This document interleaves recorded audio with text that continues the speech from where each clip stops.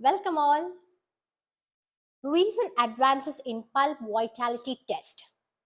The recent studies shown that blood circulation and not innervation provides the most accurate method for assessing the pulp vitality, as blood circulation provides more objective differentiation between necrotic and the vital pulp.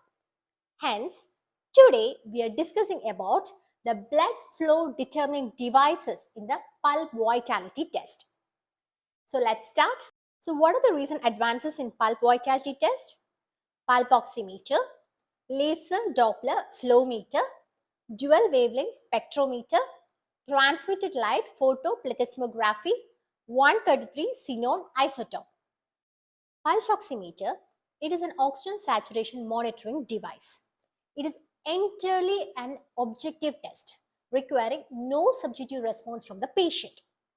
And it is also a non-invasive method. Now, let's discuss a part of the pulse oximeter. It consists of two light emitting diodes.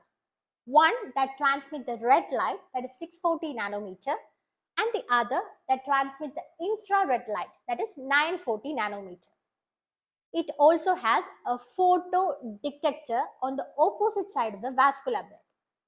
It also has a pulse oximeter monitor that provides a digital display of the oxygen saturation value. It also has a pulse oximeter sensor and a custom-made pulse oximeter holder. This light emitting diode transmits light through the vascular blood, that is either the finger or the toe. The oxygenated hemoglobin and the deoxygenated hemoglobin absorbs different amount of transmitted light. So the pulsatile changes in the blood volume causes the periodic changes in the light transmitted by the vascular blood before reaching the photo detector. The relationship between the pulsatile changes in the absorption of red light and the pulsatile changes in the absorption of the infrared light is analyzed by the pulse oximeter to get a saturation of arterial blood. Unfortunately, the accuracy of the commercial instrument is quite disappointing and it's not considered to have a predictable value. The critical requirement of pulse oximeter when coming to dentistry is the sensor should have a size, shape and contour similar to that of the tooth. The second point is that the sensor holder should keep the sensor and the photoreceptor as parallel as possible. Now we are discussing about laser Doppler flowmeter. It is a non-invasive method. It measures the rate of blood flow within the tissues. It uses electro-optical technique. That is, it measures even the blood flow in the very small blood vessels in the microvasculature. What is the principle of laser Doppler flowmeter? First, a laser light is transmitted through the fiber-optic source and it is placed on the tooth surface. The light passes through the tooth and it gets absorbed by the red blood cells, which leads to the shift in the frequency of the scattered light. The shift in the scattered light does not occur on the stationary object. The principle is called as Doppler principle. Now, the proportion of the scattered light is dictated by the photo detector. This principle is used to ascertain the presence of blood movement within the pulp space. It helps to differentiate the healthy traumatized tooth with the reduced blood flow due to the in the non-vital tooth. So now let's discuss the indication of laser Doppler flowmeter. First, in the estimation of pulpal vitality, to evaluate the pulpal vitality in children, to know the effect of age-related changes on the pulpal blood flow, to evaluate the status of periapical radiolucency of non-endodontic origin, to know the effect of local and the systemic pharmacological agents, to know the effect of thermal and electrical pulpal stimulation on the pulpal blood flow, To know the effect of pulpal blood flow after traumatic injury, after orthodontic surgeries or orthodontic procedures. To know the status of revascularization of the reimplanted tooth. The advantages are accurate, reproducible, reliable, non-painful, and it can be used in the luxation injuries.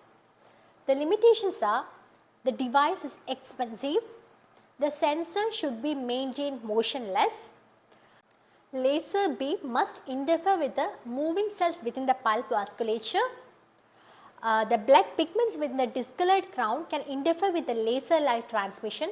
So, care must be taken to avoid false positive results from the stimulation of the surrounding tissues. Now, let us discuss about dual wavelength spectrometer. It is a method independent of pulsatile circulation. The presence of arterioles rather than arteries and the rigid encapsulation of the surrounding dentine and enamel makes the detection of the pulse difficult.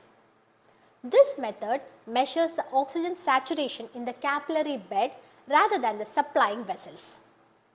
It measures the presence and absence of oxygenated blood at 750 nanometer and 850 nanometer. The instrument is small, portable, inexpensive and should be suitable for the private dental practice. Now let us discuss about transmitted light photoplethysmography.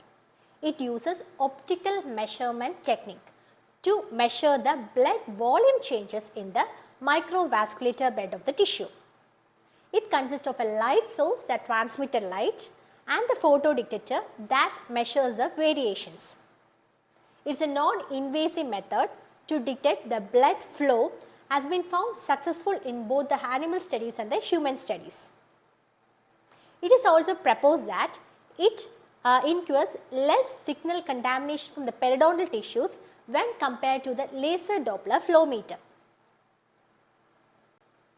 It is also proposed that the circulatory changes in the human pulp can also be dictated by the transmitted light photoplethysmography.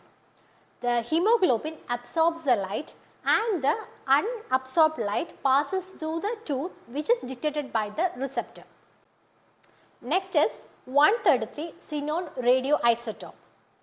It consists of a radiation probe with xenon radioisotope to differentiate vital and the pulpless tooth on the basis of blood supply has found to be effective.